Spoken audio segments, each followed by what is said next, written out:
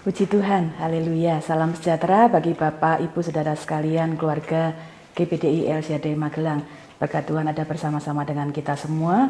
Hari ini kita akan kembali merenungkan firman Tuhan yang terdapat dalam pembacaan kita yang telah tiba di dalam Imamat pasal yang ke-19, 20, dan 21. Hari ini saya akan mengajak Bapak, Ibu, Saudara untuk melihat beberapa bagian dalam Imamat 19 dan 20. Kita akan membaca dalam Imamat 19 ayat yang kedua. Firman Tuhan berkata demikian, Imamat 19 ayat 2. Berbicaralah kepada segenap jemaah Israel dan katakan kepada mereka, kuduslah kamu sebab aku Tuhan Allahmu kudus. Ya. Ada satu perintah yang sangat jelas diberikan kepada bangsa Israel. Kuduslah kamu sebab aku Tuhan Allahmu kudus. Ya, ada satu perintah untuk hidup dengan kekudusan, hidup di dalam kekudusan. Apa artinya kudus? Kudus dalam bahasa aslinya memakai kata kados yang berarti terpisah atau berbeda. Ya, itu sebabnya kita dapat belajar bahwa sebagai anak-anak Tuhan, kita sudah dipisahkan dari dunia ini, dipisahkan dari kejahatan, dipisahkan dari hal-hal yang tidak berkenan, dan karena itu ada satu tuntutan, ada satu keinginan untuk kita hidup dengan berbeda. Ya, hidup berbeda dari cara hidup orang-orang yang belum percaya, yang tidak percaya kepada Tuhan. Imamat 20 ayat 26 berkata demikian, saya bacakan. Imamat 20 ayat 26. Kuduslah kamu bagiku, sebab aku ini Tuhan kudus, dan aku telah memisahkan kamu dari bangsa-bangsa lain, supaya kamu menjadi milikku. Ya, bangsa Israel sudah dikhususkan untuk menjadi bangsa milik kesayangan Tuhan, dan Tuhan ingin mereka hidup kudus, hidup berbeda ya dari bangsa-bangsa lain yang belum kenal Tuhan. Kita anak-anak Tuhan yang hidup pada zaman ini, perintah ini pun ada pada kita. Kita anak-anak Tuhan yang mengenal Tuhan. Firman Tuhan berkata bahwa kita juga sudah dipisahkan, sudah ditebus, sudah dibersihkan oleh darah Yesus. Kita sudah ditebus oleh darah Yesus yang kudus, yang tak bernoda dan tak bercacat. Itu sebabnya Dia ingin kita yang sudah ditebus, dipisahkan, kita hidup sama seperti Dia. Kita hidup berbeda dari orang-orang yang tidak percaya kepada Tuhan. Jadi jangan lagi hidup dalam perilaku yang tidak berkenan kepada Tuhan. Jangan lagi hidup dalam kejahatan. Anak Tuhan harus memiliki sikap hidup yang berbeda dengan orang-orang yang tidak percaya kepada Tuhan. Lalu kita harus bersikap seperti apa? Kudus, karena kita dikuduskan oleh Tuhan. Kita harus punya sifat, karakter yang sama dengan Tuhan. Anak-anak Tuhan akan berperilaku sesuai dengan cara Tuhan. Mengapa kita harus kudus? Karena Tuhan yang sudah menebus kita, Dia kudus. Ya, tadi saya sudah bacakan di ayat pertama, firman Allah berkata, kuduslah kamu sebab aku Tuhan Allahmu kudus. Ya, kata aku Tuhan Allahmu kudus dalam pasal 19 saja, Imamat 19 dituliskan 15 kali. Bapak Ibu dapat baca dan temukan. 15 kali itu diucapkan berulang-ulang. Ada satu pernyataan Tuhan. Tuhan kita adalah kudus. Dan itu sebabnya Dia sudah menunjukkan, Dia sudah memberi teladan hidupnya kudus. Karena itu Dia menginginkan kita yang dipisahkan hidupnya sama, hidupnya sesuai dengan teladan Tuhan. Tentunya dengan kasih karunia Tuhan saja kita bisa hidup dalam kekudusan, bukan dengan usaha kita. Hanya karena anugerah Tuhan kita dibentuk, kita diproses untuk hidup dalam kekudusan. Nah, hari ini saya ingin mengajak Bapak Ibu melihat bagaimana Tuhan membentuk dan memproses kita untuk kudus. Ada 3 area kehidupan yang Tuhan ingin kita belajar untuk hidup kudus. Sama seperti firman Tuhan berkata, kuduslah kamu dalam seluruh hidupmu. Berarti semua area kehidupan kita harus ada dalam kekudusan, harus hidup sesuai dengan kehendak Tuhan. Di Imamat 19 kita akan melihat di area-area yang kita harus jaga, harus mengizinkan Tuhan memproses kita dalam kekudusan. Pertama, dalam relasi kita dengan Tuhan. Saya mengajak Bapak Ibu melihat, kita akan baca cukup banyak ayat pada hari ini. Ayat 3b berkata demikian, memelihara hari-hari Sabatku. Artinya Tuhan ingin kita benar-benar menjaga kekudusan dalam relasi kita dengan Tuhan. Ayat 30 dalam pasal yang ke-19 berkata demikian, kamu harus memelihara hari-hari sabatku dan menghormati tempat kudusku, akulah Tuhan. Hargai setiap waktu-waktu Anda mencari Tuhan. Di rumah, di gereja, di mana ketika Anda berdoa, Anda baca firman, hargai, itu adalah bagian di mana kita hidup dalam kekudusan. Di dalam ayat yang keempat, tetap di Imamat 19, janganlah kamu berpaling kepada berhala-berhala dan janganlah kamu membuat bagimu dewa tuangan. Akulah Tuhan Allahmu. Tuhan ingin kita hidup di dalam kekudusan. Jangan menduakan Tuhan. Jangan mencintai hal lain lebih dari kita mencintai Tuhan. Ayat 5, Imamat 19. Apabila kamu mempersembahkan korban keselamatan kepada Tuhan, kamu harus mempersembahkannya sedemikian hingga Tuhan berkenan akan kamu. Saat kita memberi persembahan kepada Tuhan, bukan saja berupa materi, persembahan waktu kita, persembahan pujian kita, apapun yang kita persembahkan, persembahkan dengan benar, persembahkan dengan penuh sukacita. Ayat 31 berkata demikian, janganlah kamu berpaling kepada arwah atau kepada roh-roh peramal, janganlah kamu mencari mereka dan dengan demikian menjadi najis karena mereka. Akulah Tuhan Allahmu. Jangan mencari pertolongan kepada yang lain. Kuasa kegelapan, hal-hal yang tidak berkenan kepada Tuhan. Tuhan ingin dalam relasi kita dengan Tuhan adalah relasi yang kudus. Imamat 20 ayat yang ke-6 berkata demikian. Orang yang berpaling kepada arwah atau kepada roh-roh peramal, yakni yang berzina dengan bertanya kepada mereka, aku sendiri akan menentang orang itu dan melenyapkan dia dari tengah-tengah bangsanya. Ya, Tuhan sangat menghargai ketika kita juga menghargai kekudusan relasi kita dengan Tuhan. Yang kedua, kita harus menjaga relasi kita dengan sesama juga ada dalam kekudusan.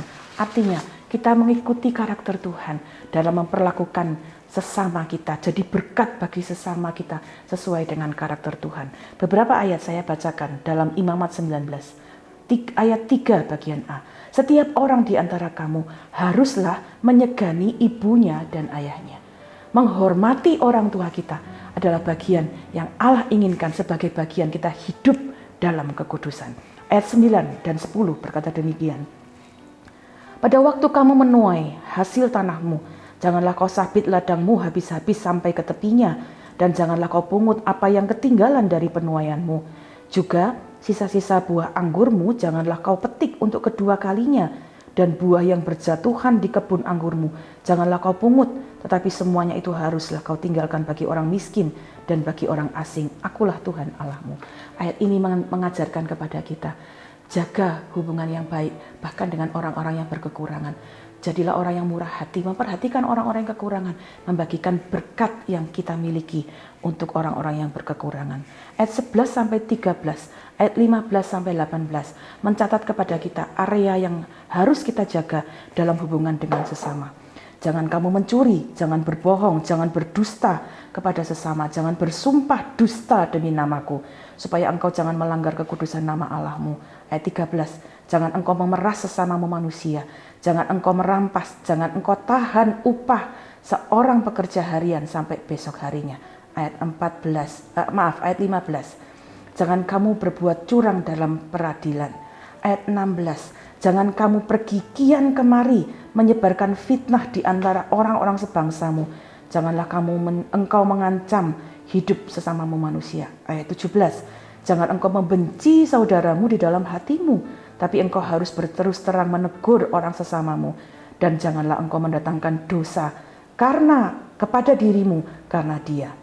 Ayat 18, jangan engkau menuntut balas dan janganlah menaruh dendam terhadap orang-orang sebangsamu, melainkan kasihilah sesamamu manusia seperti dirimu sendiri. Akulah Tuhan. Waktu kita mengasihi sesama dengan kasih Tuhan, sesungguhnya itu adalah bagian kita hidup kudus dalam hubungan kita dengan sesama kita. Karena waktu saya tidak bisa bacakan semua ayatnya, Bapak Ibu bisa lihat ayat 14 tetap di Imamat 19 mengajak kita untuk kemudian dapat memberikan perhatian bagi orang-orang yang lemah. Ayat 32 memberi hormat kepada orang-orang yang lebih tua. Ayat 35 sampai 36, Bapak Ibu yang mempunyai usaha dalam bisnis, firman Allah berkata kita harus jaga dalam kekudusan. Ayat 35 saya bacakan, janganlah kamu berbuat curang dalam peradilan mengenai ukuran, timbangan, dan sukatan. Neraca yang betul, batu timbangan yang betul, eva yang betul, dan hin yang betul haruslah kamu pakai. Akulah Tuhan Allahmu yang membawa kamu keluar dari Mesir. Jadi firman Allah mendorong kita dalam relasi kita dengan sesama pun kita hidup di dalam kekudusan. Ya, dan saya percaya ketika kita melakukan setiap bagian firman Allah, ada banyak area-area yang lain ya, dalam hubungan kita dengan sesama. Lakukan dengan penuh kasih, lakukan dalam kekudusan. Dan itu adalah bagian di mana kita jadi umat-umat Tuhan yang tampil beda. Berbeda dari orang-orang yang tidak percaya kepada Tuhan. Yang terakhir, kekudusan dalam relasi kita dengan diri kita sendiri. Imamat 20 ayat 7 berkata demikian, maka kamu harus menguduskan dirimu dan kuduslah kamu sebab akulah Tuhan Allahmu. Firman Allah menginginkan kita kudus dalam pikiran, perasaan, kehendak. Apa yang kita lakukan terhadap diri kita sendiri pun harus kudus. Ya, Imamat pasal 19 ayat 26 bagian A berkata demikian, janganlah kamu makan sesuatu yang darahnya masih ada. Firman Allah mengajar kita untuk menjaga supaya apa yang kita makan pun adalah bagian-bagian yang juga dikuduskan. Ayat 28 berkata demikian, janganlah kamu menggoresi tubuhmu karena orang mati, dan janganlah merajah tanda-tanda pada kulitmu. Akulah Tuhan. Ya, ayat 28 di dalam pasal 19 juga memberikan kita tanda. Jaga kekudusan dengan apa yang kita lakukan dengan tubuh kita. Imamat pasal yang ke-20 memberikan beberapa catatan Bapak Ibu, kalau sampai pada pembacaan ini saya dorong baca. Karena ada catatan, jaga kekudusan terutama dalam hal-hal yang berhubungan dengan moral. Ya, hal-hal yang berhubungan dengan hubungan kita dengan orang-orang yang lain. Ada hal-hal yang hari-hari ini begitu mudah dilecehkan oleh orang-orang di sekitar kita. Orang-orang dunia bisa dengan mudah menaruh nilai yang rendah pada nilai-nilai moral. Kita anak-anak Tuhan harus tampil beda. Jangan sampai hidup kita, tubuh kita menjadi cemar. Ya, jangan melakukan hal-hal yang jatuh dalam persinahan, dan itu adalah kekejian bagi Tuhan. Karena itu hari ini adalah pesan firman Tuhan, tampil beda, hidup dalam kekudusan.